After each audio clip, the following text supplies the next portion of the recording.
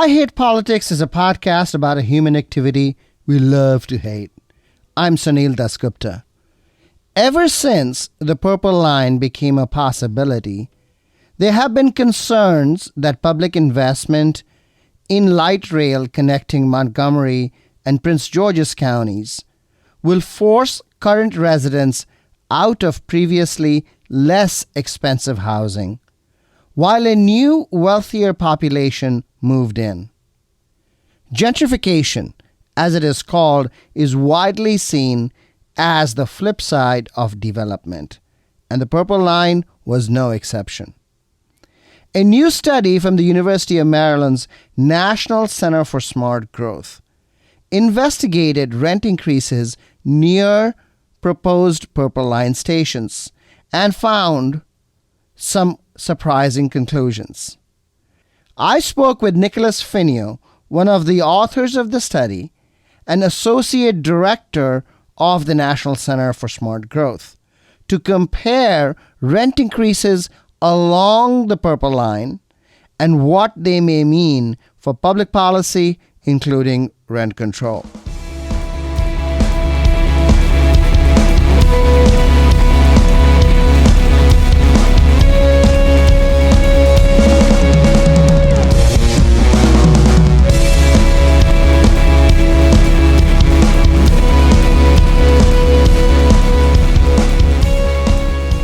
I Hate Politics is a podcast about our neighborhoods, workplaces, schools and streets, and our local governments as they function in diverse and democratic societies.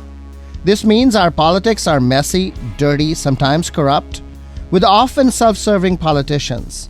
But no matter how much we hate politics, we are never exempt from it, even when we refuse to participate. In fact, the purpose of politics is to keep society moving precisely when we don't agree with each other, like now. Music for this episode comes from Jackie and the Treehorns, an Alexandria, Virginia-based alt-rock band. Steve Rubin and Pam Long on vocals, guitars, and piano. Frank Caputo on bass, and Brian Gibson on the drums. Their latest album, Go Get Your Ghosts, was released in 2023 and is available on their website, JackieandTheTreehorns.com.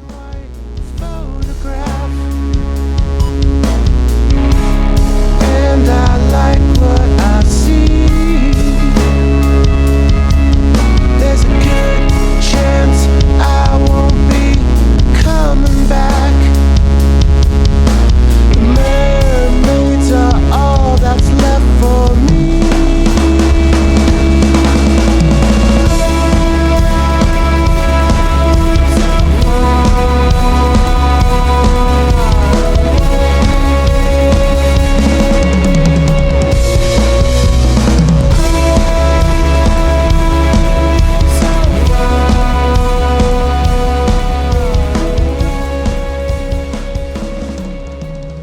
Last week in the news, I had mentioned that Montgomery County Democratic Central Committee had turned down a proposal to compel its members to recuse themselves from voting when they applied for vacancy appointments.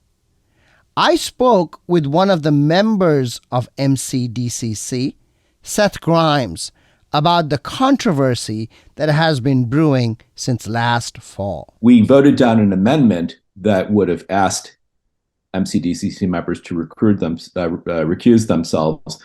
That amendment having failed, the original proposal for a requirement to recuse was what we then voted down as well.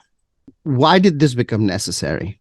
The issue is that the Constitution of Maryland says that when there is a legislative vacancy in the Maryland General Assembly during the course of the term, that it shall be filled by the governor making an appointment based on the recommendation of the Central Committee of the party that the departing General Assembly member belonged to.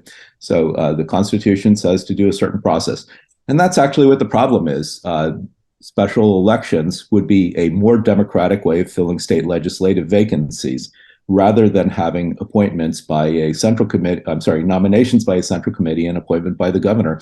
We have special elections to fill other state offices. We have special elections to fill Montgomery County Council and county executive offices.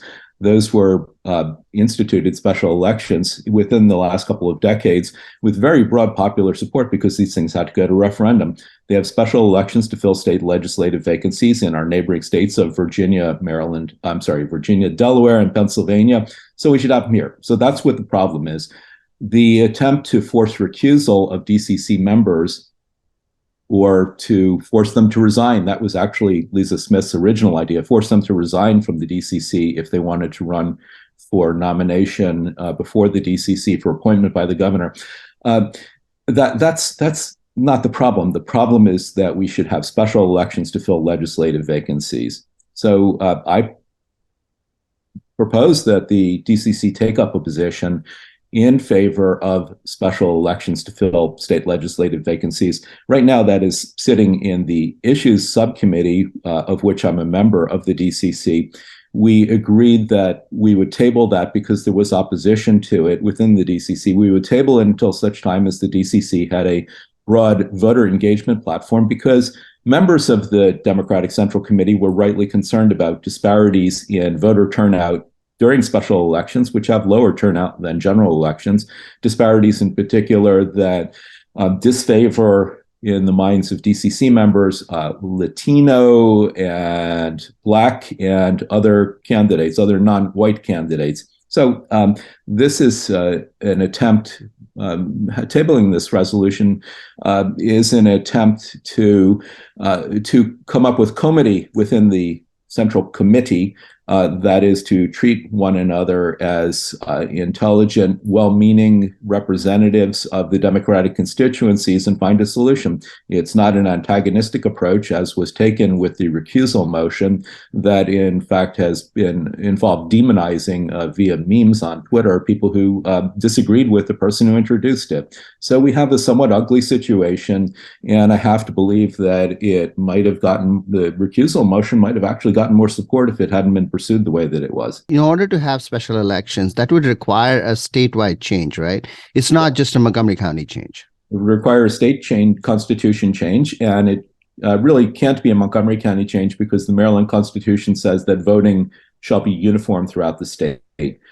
With the exception of municipalities like where I live, Tacoma Park, which is what enables Tacoma Park to have 16-year-old voting, for instance, and non-citizen voting. But for counties and state offices, the voting system must be uniform. Absent change at the state level, are there things that can be done at the county level? Move the ball a little bit forward. It already has. I'll credit Lisa Smith for that. She did win a minority, but it was a close vote. Was it 12-11 or 12-12? Yep. 12-11 with 2 abstentions. Right. So what those 11 people are saying, who constitute somewhere close to half of the MCDCC, is that they will not vote for an MCDCC member candidate who has put themselves forward for vacancy appointment who does not recuse. That is a strong signal to any potential candidate that, hey, I better recuse if I'm an MCDCC member and I'm seeking appointment. In fact, I'd call that enough to kill the appointment of any person who does not voluntarily recuse, who is an MCDCC member. Seth Grimes believes that special elections are the best way to fill vacancy appointments. But Lisa Smith's recusal motion, he says, constrains the democratic rights of MCDCC members themselves.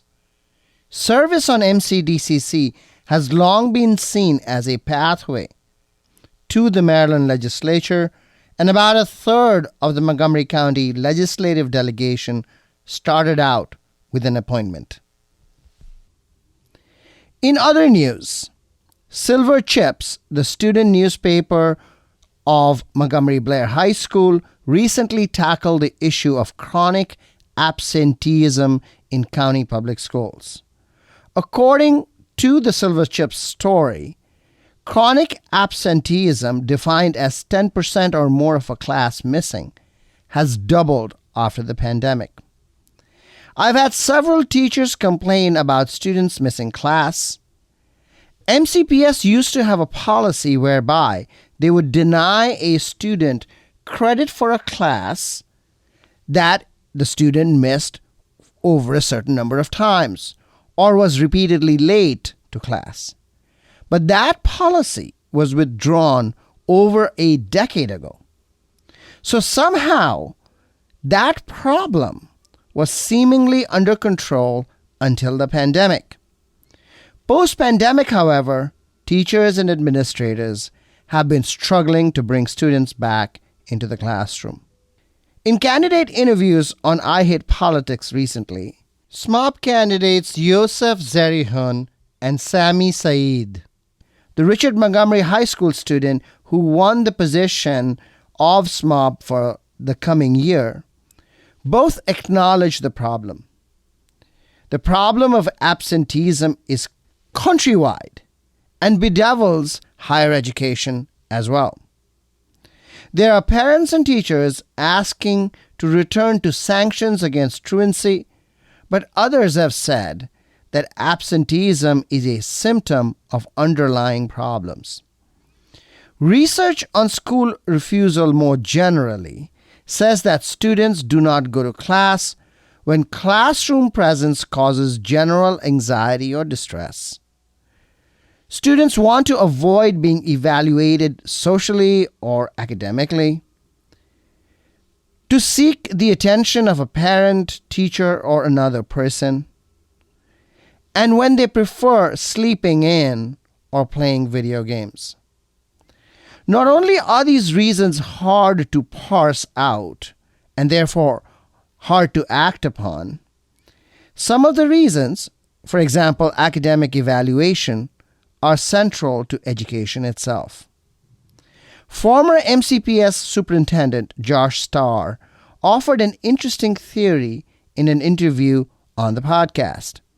He said he was concerned that the embrace of online education has sent students the message that school attendance was not necessary.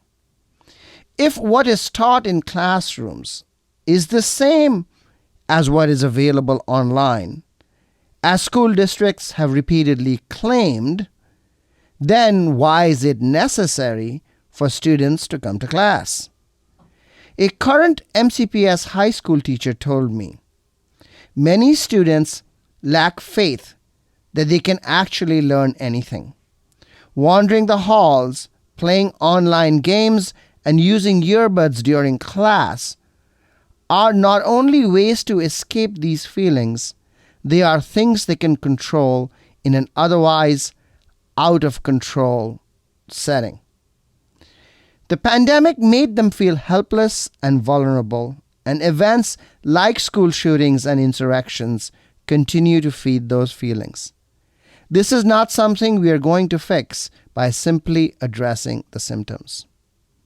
Meanwhile, Tom Kane of Harvard and Sean Reardon of Stanford Universities have new research showing that pandemic learning loss is larger than parents and administrators recognize.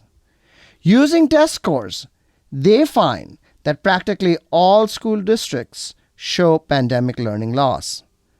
Not surprisingly, richer districts have fallen behind less than poorer districts. But surprisingly, the difference between school districts is greater than the difference within school districts.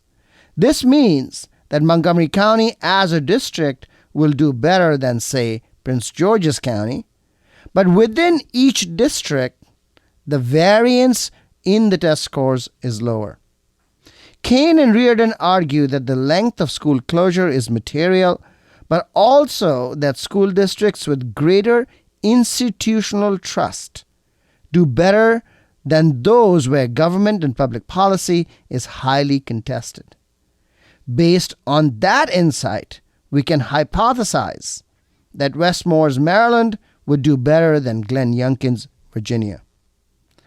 I'll be back with Nick Finio of University of Maryland's National Center for Smart Growth to talk about rising rents along the purple line. You're listening to I Hate Politics. I'm Sunil Dasgupta.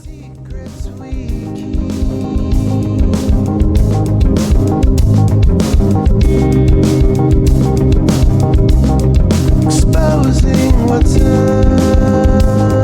underneath. Do you have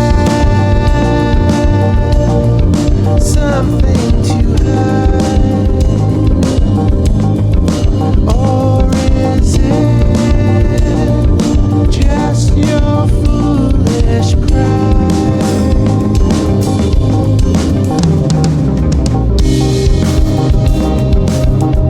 Under lock and key.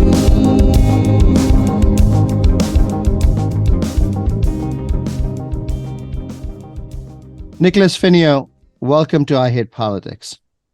Thank you. I'm glad to be here.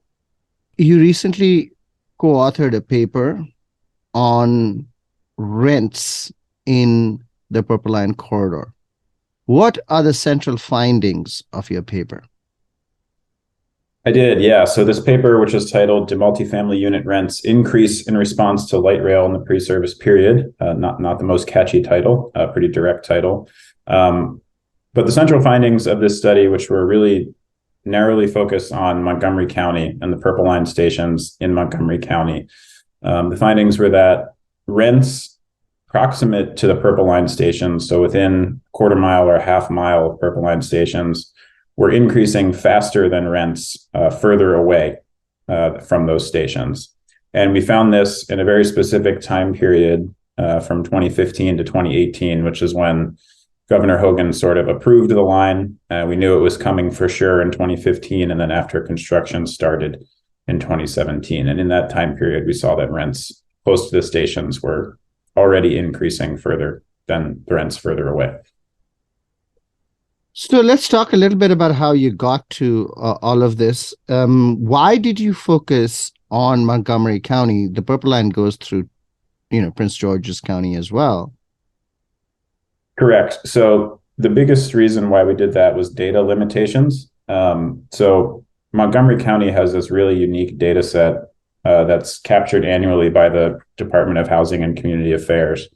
And what's unique about Montgomery County is that, what's not unique about Montgomery County is that any apartment has to have a license in any multifamily building. You need to be registered with the Department of Housing and Community Affairs. That's common in many jurisdictions. But what's unique about Montgomery County is that they have an annual survey that they send out to every property owner who's renting apartments. And that annual survey, asks, are you still renting this unit, et cetera? But what is really crucial is they ask the rent and a bunch of details. And this isn't just an average for your whole building, it's the rent in every single unit in your building. So in some cases, there's hundreds of units that have observations for rent. And this time series goes back to 2014. So you got the Montgomery County data, and then what did you do? So what we did was, basically draw circles around the Purple Line stations, and then you look at the apartments inside those circles, and then you look at the apartments outside those circles, and you just do a simple, what was the rent in 2015? What was it in 2018? And that tells you, a basic descriptive story that near the Purple Line, rents are probably a little higher because they're in more desirable places down county. But the increases there were a little bit larger than what it's not the same rate of increase outside the Purple Line and inside the Purple Line. The bigger difference inside the Purple Line is statistically significant compared to that difference on the outside. And to do that, you have to put all sorts of controls in your model, right? Like, what sort of amenities do the apartment buildings have? How far exactly are they from the Purple Line? Is it a quarter mile? Is it a half mile? Is it a 2-bedroom unit? Is it a 3-bedroom unit? What's the characteristics of the neighborhood? There's some variables in there on school quality, crime. I'm not going to remember them all because it's a big table, but you control for those factors. So really the only thing that we're trying to test is what matters is how close you are or how far away you are from the Purple Line. And that the coefficient on that variable of distance ends up being significant, which tells us that rents were in fact increasing faster inside the Purple Line than outside.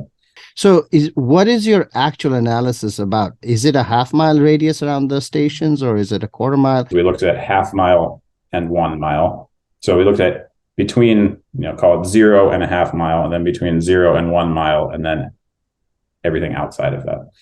So you make a distinction between a half mile, a mile, and the rest of the county. How do your findings relate to those? We find that the center of the bullseye has significant coefficients compared to the control group further away, but the donut ring, the half mile to 1 mile, does not. So the effect is really spatially concentrated close to the purple line stations. Your study is focused on rents alone, but is it more broadly applicable to other kinds of displacement, say commercial displacement? Is it similar for single family homes? Is it similar for owners? My co-author, Kyung Peng, he has another paper, which I'm not a co-author on, looking at single family home prices in the Purple Line corridor, and he finds similar effects. Is it the case that the primary increases in land value or rents, or whatever proxy you want to use, right, happens in anticipation and not once service is in place? Because by then the market has sort of adjusted itself out. Property owners look out in the long run, right? You don't make your investment decisions on property ownership thinking only about tomorrow. You think about 5 years from now, 10 years from now. So like what my boss, Dr. Knapp, found in Portland, as soon as the station locations were announced in Portland, the land values started to increase geographically proximate to those stations, years ahead of when anything got built. We found that for single family homes in the Purple Line corridor.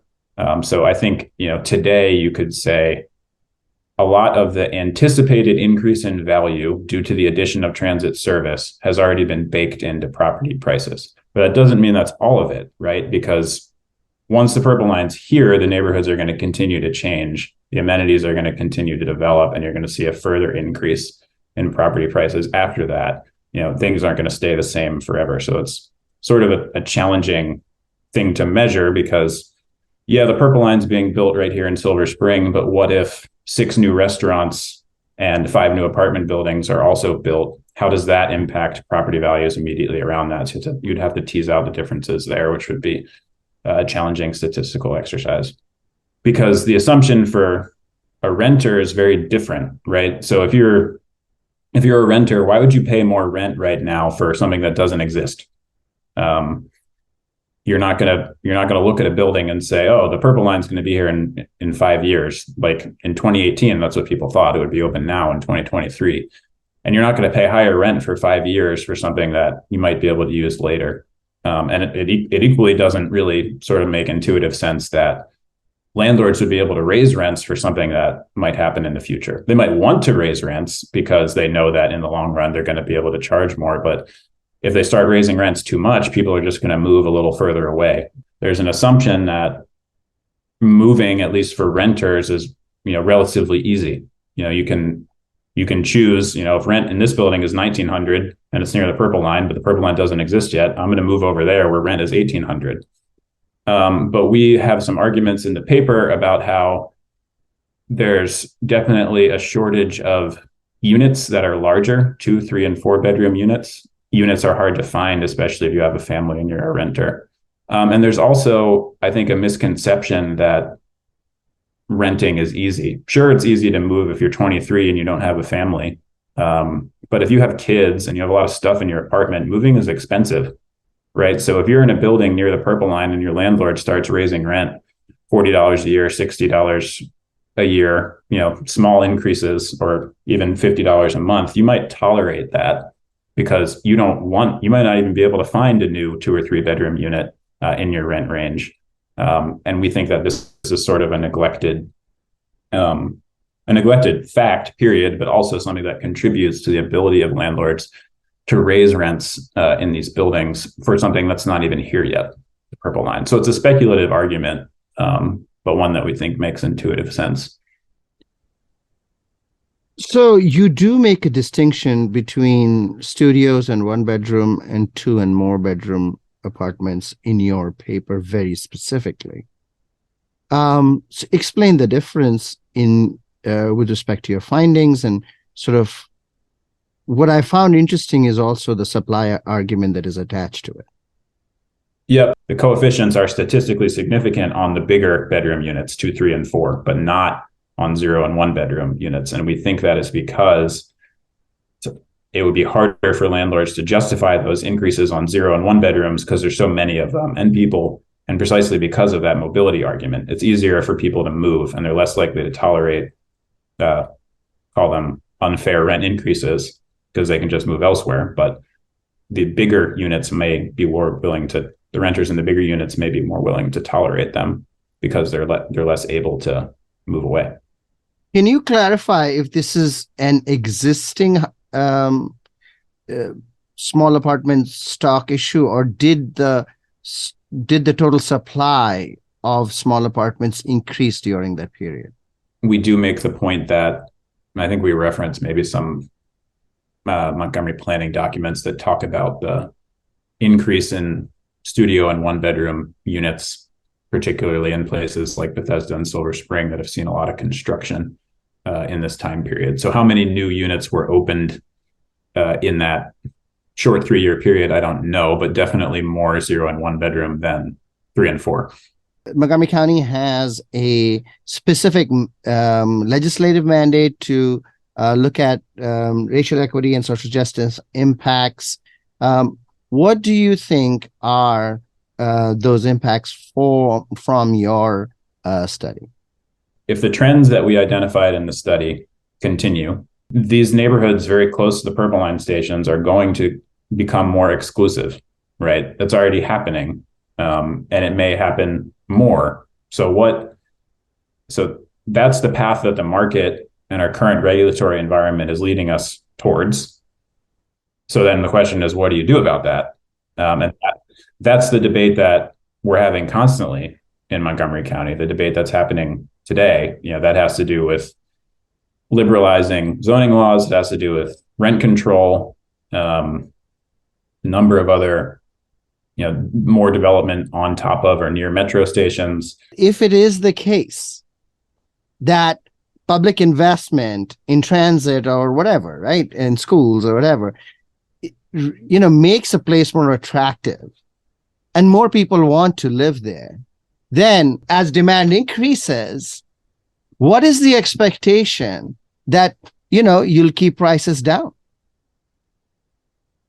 Yeah, I think that critics of this type of development, this type of transit investment would call it, these would be critics on the far left would call it, neoliberal. TOD is a neoliberal concept, right? You're trying to have the private sector capture value increase that's funded by the public sector. So how do you challenge that? And I think the way that you do that is by, maybe if you're on the other side of the political spectrum, you protect the people who are already there through things like rent control or tenant opportunity to purchase at building sale. Maybe you have increased public sector acquisition of market priced units to keep their rents low. You have things like inclusionary zoning, maybe at much steeper, we only require 15%, 12.5% in some areas. Maybe you could increase that much more. Maybe you could have those moderately priced dwelling units held to much lower levels of affordability. So there's sort of this whole envelope of, potential solutions, and there's no one surefire fix. And I think it has to be looked at across that entire spectrum of things that you can possibly do. And even if you do all of them, right, the way that, we're operating in a market-driven capitalist system, right? And I think you've seen this in Washington, D.C. since the metro opened, right? The most valuable land is the places that have the best transit accessibility. I would argue that we've really constrained the building envelope around a lot of those places, which has exacerbated that affordability question. But what do we, so we should have all those lessons in mind when we think about the future of these Purple Line stations. And some of that thinking has been done. There's a lot of growth capacity near the stations, but that's not going to fix the affordability problem. Yeah, even just take the MPTU program. I mean, it's just First of all, there are far too few units that are in there. I mean, what are the number of units in MPDU right now? And we have had this law in place since when? 1973, 74? You said steeper MPDU requirements. Steeper MPDU requirements. What is that model? I mean, how far can you go and still have a developer build? I mean, at some point, it's not going to be profitable. And so they won't build. I'm looking at the DHCD website, and it says there's currently 3,100 rental units under control.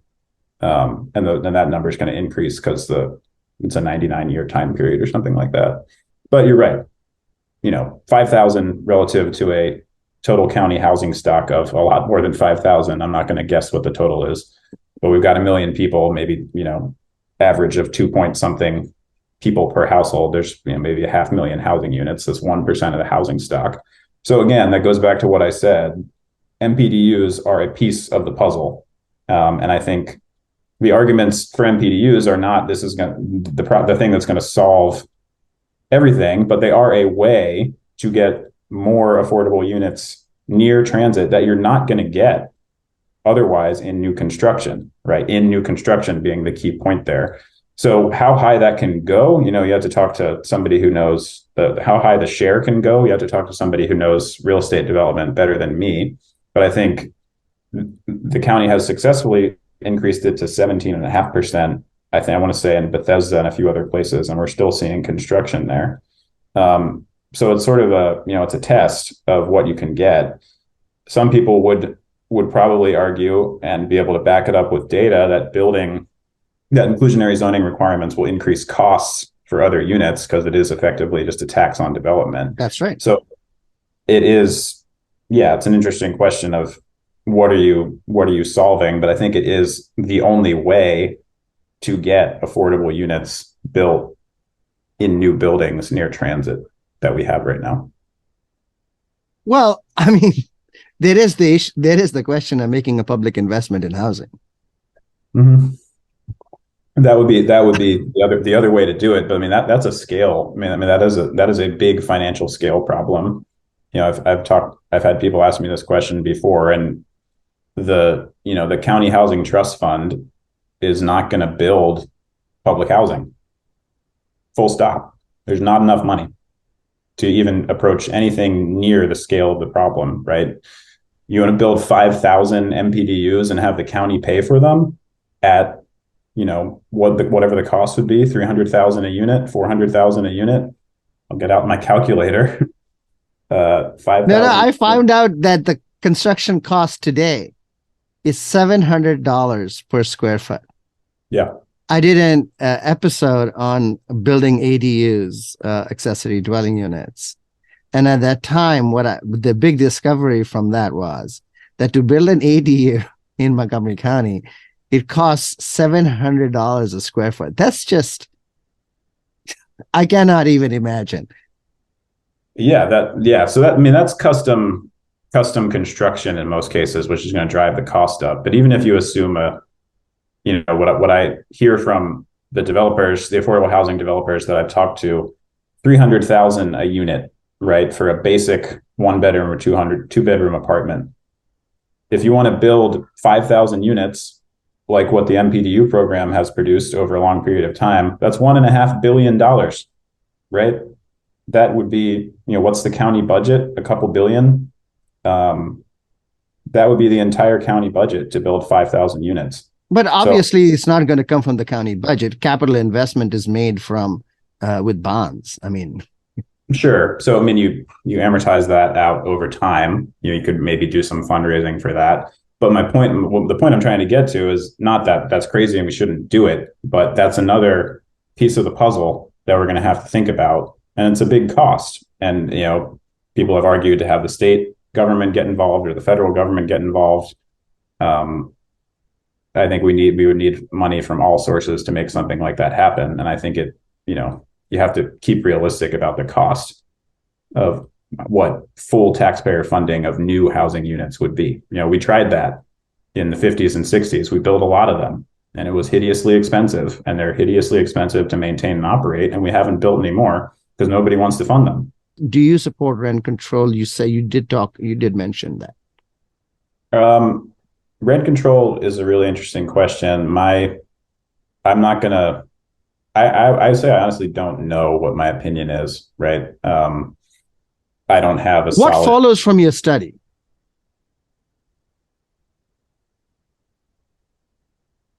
The rent increases that we found, to me, weren't they weren't outlandish, right? They're not suggesting 15% rent increases annually near these Purple Line stations. It's much smaller than that. We have a crisis of rental affordability. We have income stagnation, right? We have the pandemic really affected people's savings such that they even had them. So that rent increases were basically intolerable for a lot of people for the last couple of years. A lot of building owners are raising rents quite high to make up for loss in income and to adjust for inflation. So that's hitting people really hard. Is that situation going to remain there forever? No. And I've seen a lot of work from the county planning and a few other organizations that shows that rent increases over time are really over the long run are relatively close to inflation or beat inflation slightly. So do I think imposing full? I think I'm somewhere between. We should restrict rent increases that are exorbitant, and we should cap rent increases at 1% a year. I fall somewhere in between that spectrum, but there's a lot in between that spectrum. And what the proper policy is, I think, is a really, really hard thing to gauge. It's interesting you chose 1% as the lower point. How about 3%? Speak to that. How about -1%, which is what a lot of people would prefer, right? So 3% is, that would probably be in the long run below what it has been.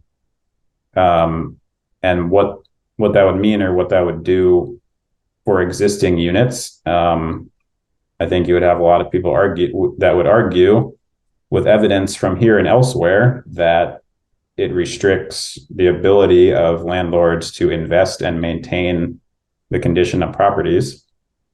You can maybe beat that through very strict regulation and code enforcement and make sure those property owners are spending that money on fixing cabinets or fixing the pipes or whatever it is. But that requires good regulation. And you're going to, like any situation, you're going to have people who try to beat that regulation. If that 3% doesn't apply to new buildings, I think then, it's not the argument that it would restrict new construction is probably bunk if you have a carve out for, Okay, so let me ask you, does your study show within the half mile, 4, 2, and 3 bedrooms, an increase of rent, annual increase of rent of more than 3% or less than 3%? It's roughly $40 a month on the 2-bedroom units is what we found. So that's $480 a year. And it's very close to 3% is what we found as the statistically significant increase. Mm-hmm. So that implies that, it's 3% close to the Purple Line stations and it's a lower percentage further away. And that's a statistically significant difference. So that would imply that having rent control is not going to have a significant impact on the kind of displacement or rent increases or however you want to call it. That's where it gets challenging for me because I don't think you can answer that question by talking about averages, right? In new buildings, rents are not going to be spiking 10, 15, 20% a year. That doesn't make any sense. In old buildings that are becoming more desirable and a landlord can say, hey, if I put in new cabinets and refinish this bathroom, I could rent it for $2,200 a month instead of $1,500 a month, right? That's the kind of the problem, the displacement problem that I'm worried about. I think that we should be worried about. So when you are averaging, you got a bunch of new buildings that are increasing by a little bit, that's going to wash out these big increases on a subsection of the market. Go look at buildings in Columbia Heights or Petworth or Mount Pleasant. And if you had a time series that showed what those buildings were renting for in 1990 versus today, And if you could go back in time and look at the condition of those units in 1990 versus today, you're going to see a huge difference, right? So what I worry about is like what's going to happen to those older buildings near the Purple Line station in places like Long Branch and Langley Park and parts of Silver Spring, where you might see those big increases. And rent control would affect those places and sort of limit the ability for that sort of capitalization on those units to happen. So saying that rent control would have no effect, I don't know if that's right. But what it would do is sort of restrict the ability of those older units to see huge spikes in their rent. If you look at Tacoma Park and what their rent control has produced, I don't know personally what the condition of many of those buildings is like, but you have a very diverse and, relatively stable, it seems, low income population of people living in those buildings. And if rent control hadn't existed since whenever they passed it 40 years ago, I think the composition of those buildings would probably be pretty different, especially for the ones that are closer to the metro. And the rents would be probably much higher. So you think that rent control would work for what is normally called naturally occurring affordable housing, and a rent control law that applies particularly to older homes and not new is a good way to stabilize housing costs in areas where otherwise housing costs are increasing? I don't want to pin myself onto good or bad way, but I would say that it is a way to do that. And there would be, like all policies, there would be, consequences. Sure. Are there any significant differences between Prince George's and Montgomery? Yeah, the price pressures, I think, aren't going to be as strong there. They aren't as strong there. Rents aren't as high there. They're still high, and they're still too high for the people who live in the units. But Nick, remember, Prince George's is where the rent strikes are happening right now. It's not in Montgomery. Washington, D.C., too, there's rent strikes. So I think just like in Montgomery County, there are certain places where that development pressure is going to be stronger. And there are very needy populations in Prince George's County, just like there are in Montgomery County. But I think it's a very different political environment there. The rent control conversation is going to be different there than here, and the development conversation is different there than here in Montgomery County. Why? The entirety of Prince George's County has seen a lot less development over the past 60 years than Fairfax or Montgomery or Arlington or Alexandria or Loudoun or, name a county, right? So there's still a lot more space to build in Prince George's County than there is in the rest of the inner suburbs. B, you have a political leadership that wants more development in Prince George's County and has a really good argument for why there should be, historical discrimination, disinvestment, political choices that resulted in more development happening elsewhere that I think Prince George's would like to make up for, to be able to fund better services for their residents and have more amenities for their residents. Any other policy instruments you want to offer? I think the elephant in the room, which I sort of talked about earlier, is land use and where we allow development and what densities we allow development. You look at, just talk about the Purple Line corridor, I talk about where I live. I live very close to a Purple Line station on a 1/4 acre lot, right? And the only thing I can have on this 1/4 acre lot is one house and one ADU, 2 families.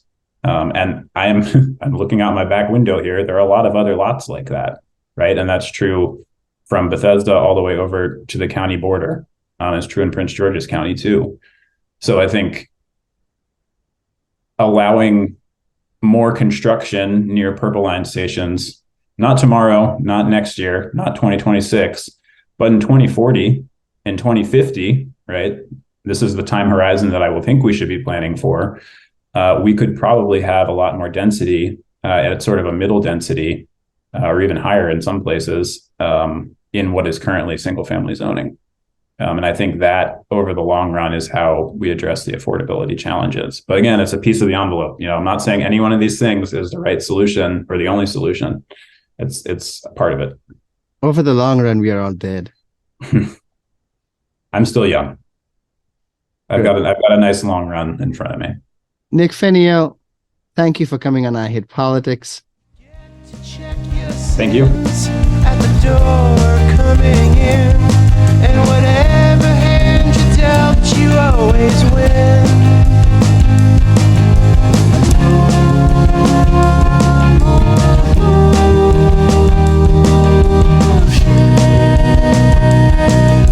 You got your big break, man.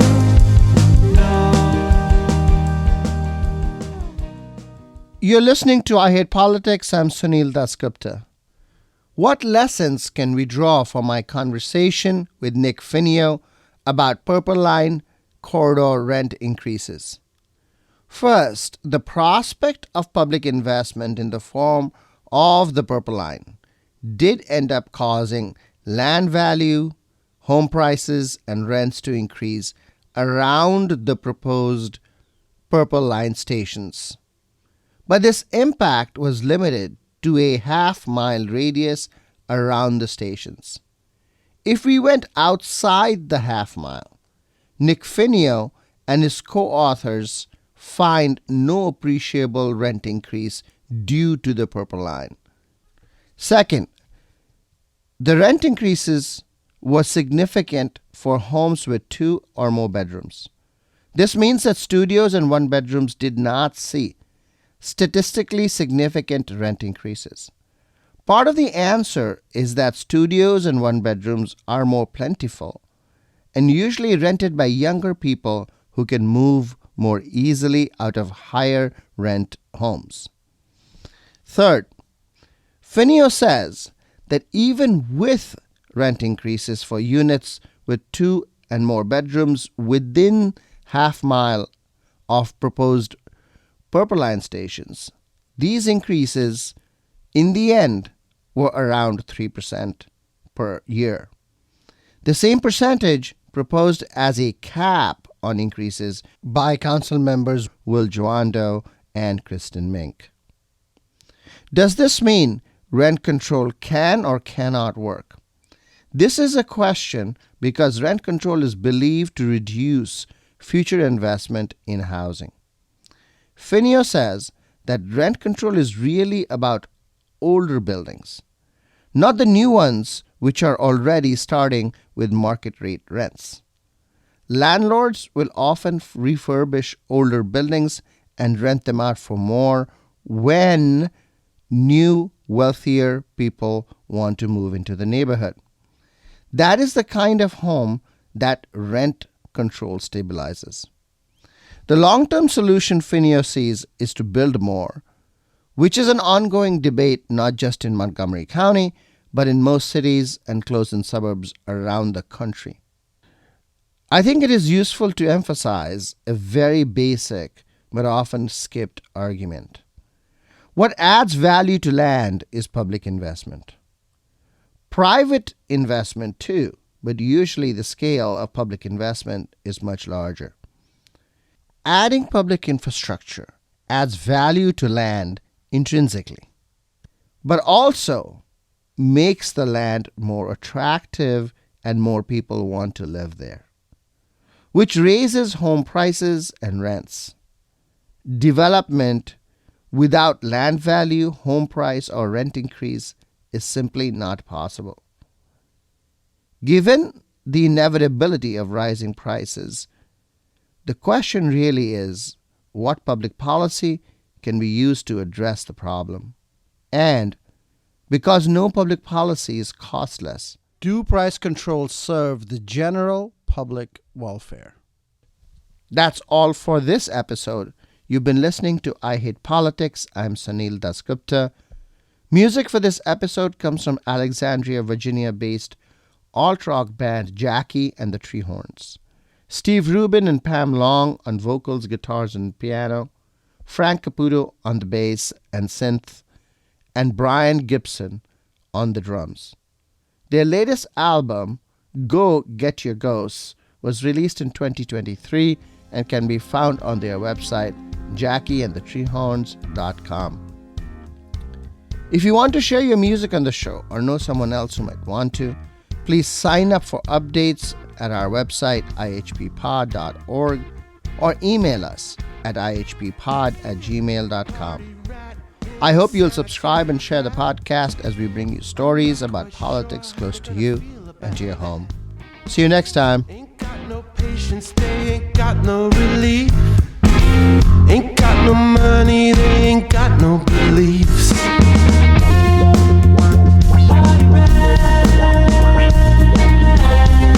They can't win for losing.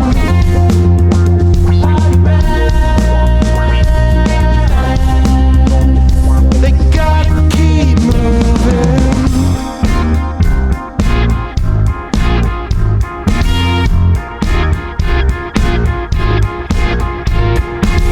Give it some time and I'll be front page news.